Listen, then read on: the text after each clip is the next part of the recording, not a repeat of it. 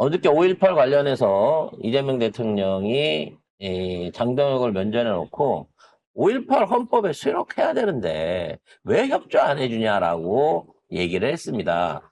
정동혁이는 그 자리에 죄인처럼 앉아서 이 얘기를 듣고 또 죄인이 아니야, 얘는. 태도가. 그냥 죄인이지. 시민들의 어떤 핀잔을 들을 수밖에 없는 얘기가 있었는데요. 이재명 대통령의 5.18 연설, 관련된 애도사 관련된 내용도 한번 정리하고 일부 마무리하겠습니다. 네. 이재명 대통령이 어제 김혜경 여사와 함께, 광주에 있는 전남도청 앞 5.18 민주광장에서 거행된 46주년 5.18 민주화 운동 기념식에 참석을 했습니다. 국민주권 정부 출범 이후 처음 맞는 기념식인데요. 이 자리에는 야당 지도부와 장동혁도 자리를 했는데 이 대통령은 기념사에서 5.18 민주 이념을 대한민국 헌법 위에 당당하게 새겨야 한다며 헌법 전문 수록을 위한 여야의 협력을 요청을 했습니다. 그리고 옛 전남도청을 K민주주의 성지로 조성을 하고 직계가족이 없어도 국가가 챙기는 5.18 민주유공자 직권등록제도 마련을 약속하기도 했습니다. 이 얘기는 개각 이후에, 그러니까 지방선거 이후에, 개각 이후에 다시 한번 개헌을 어떤 시기가 됐든 뭐 형식 절차를 따져가지고 추진하겠다는 얘기입니다. 왜냐하면 임기 내에 수록을 하려면 1차적으로 개헌을 해야 되고 국민투표를 해야 되는 부분이 있기 때문에 이 준비를 약속을 한 거고요. 그 개헌은 저는 솔직히 다음번 총선이 끝나서 200석 이상을 민주진영이 확보한 다음에 그때 가서 진행하는 게 제대로 된 안을 만들 수 있지 않을까라는 생각을 해봅니다. 하지만 의지만큼은 2년 후에 하는 한이 있더라도 의지만큼은 강력하게 피력하고 약속을 했다라는 부분인 거고요. 대통령이 성격이 좀 급하세요. 본인이 하겠다라고 맘먹고 하려고 하는 거에 대해서 뒤로 미루시지 않는 성격이기 때문에 저는 조기 개헌도 충분히 가능하지 않나라는 생각도 해봅니다. 그리고, 아울러서 이제 5.18 정신 확대 이것도 있었습니다만, 그때 당시에 5.18 진압에 대한 공로로 훈장이나 표창을 받은 군인들과 경찰들이 있습니다. 서운에 대해서도 이거를 취소하는 방향으로 지금 보훈처와 행정안전부가 준비를 하고 있다 그래요. 그래서 이거 자체를 국가가 진압에 대한 포상을 내렸다는 것 자체는 쉽게 말하면 5.18 정신의 큰 왜곡이기도 한 거거든요. 그렇죠. 네, 그 부분에 대한 부분을 빨리 진행을 하면서 역사 바로 세우기도 진행이 돼야 되지 않을까라는 생각을 해봅니다. 그리고, 뭐, 오마이뉴스 기사에 보면은, 소년이 온다. 그 한강 작가 소설이죠. 네. 노벨문학상 탔던. 소년이 온다 주인공 어머니가 분노했다라고 하면서, 어디를 오냐. 이렇게 얘기를 했다고 하는데, 이게 뭐냐면, 그냥 소년이 온다 읽어보신 분들은 알겠지만, 이 주인공이, 남자 주인공이 처음에 나와요. 둘이가 나오는데, 중학생입니다. 중학생. 그러니까 중학생을 본인들이 총 쏴 죽인 거예요. 그러니까 그냥 소년이 온다 주인공 어머니 분노 이렇게 해놓으면 잘 모르겠지. 근데 중학생 그 책을 어제 읽었는데 너무 슬프더라고 진짜.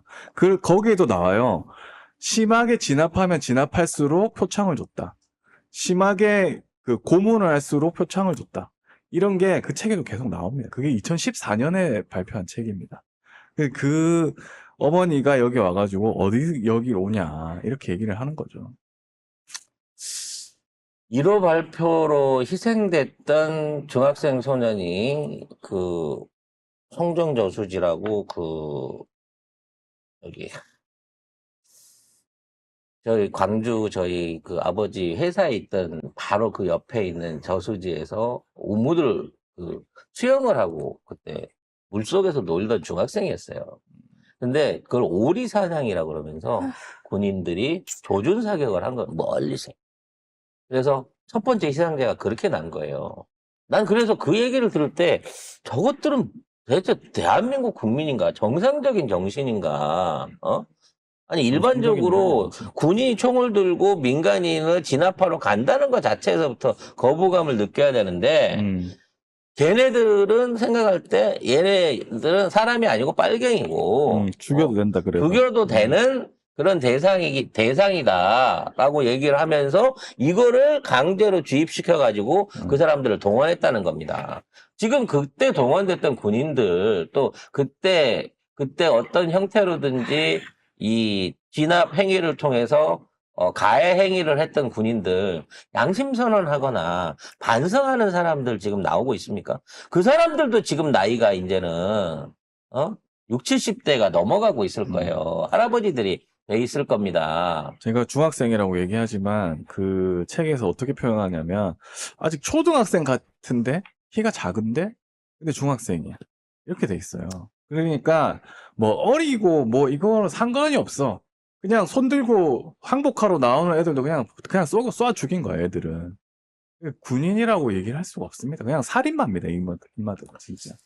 그래서 그런 역사가 다시 되풀이되지 않아야 합니다. 그런 불행한 역사가 있었기 때문에 군 내부 안에서도 일부 정신 나간 지휘관이 이 국회 진입이라든지 또 시민들에 대한 강제 진압 내지는 폭력을 요청을 했지만 현장 지휘관들이 그거를 막아낼 수 있었던 거는 이게 저지르면 역사의 죄인으로 남는다, 영원히. 이런 이 반성과 역사의식이 있었기 때문에 가능한 거예요. 그걸 묻어주고 그냥 당연한 걸로 받아들여지면 국가에 대한 폭력은 가면 갈수록 더 독해지고 강해집니다. 왜? 이제 익숙해지면 사람들이 더 저항할 거기 때문에 오히려 더 강해지고 악해지는 악순환을 낳게 되는 거거든요.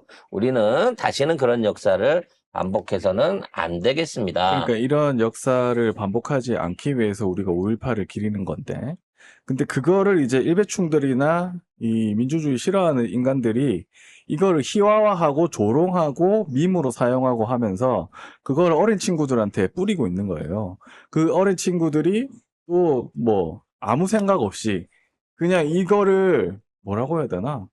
밈으로 사용하는 거를 보면은 진짜 마음이 너무 아픕니다. 이게 진짜 사람이 할 우리의 짓인가? 선배고 아버지 어머니였고 우리의 가족일 수 있었다는 생각을 왜 젊은 친구들이 못하고 그런 잔인한 짓을, 물론 아니 뭐 방송으로 하는 건데 그림 하나 그려보는 게 뭐 어떻겠습니까? 뭐 이런 식으로 생각할 수, 댓글 하나 다는 게 뭐 문제가 될까요? 하는데 그거 때문에 상처받는 분들이 있다는 거에 대해서 자의식이 없다는 게 참 우리 교육의 또 하나의 문제가 아닌가라는 생각을 해봅니다. 소년이 온다 책을 보면은 너는이라고 계속 얘기를 하거든요. 그래서 내가 읽으면서 아 너는 이라고 하니까 아 내가 여기 있는 것 같은 느낌?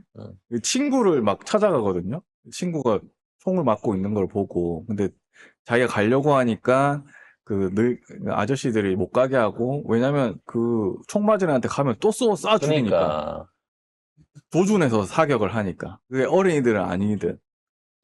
그때 금남로에서도 피해자가 많이 나왔던 게 부상자가 총을 맞아 부상자가 생기면 구하러 가는 사람들이 있을 거 아니에요. 구하러 나오는 사람들 쐈어요. 조준해서 쐈습니다. 네. 조준해서. 그러니까 숨어서 벽에 붙어있는 거 잘 안 맞으니까 부상자를 구하러 나오는 사람들을 조준해서 쐈습니다. 그들이.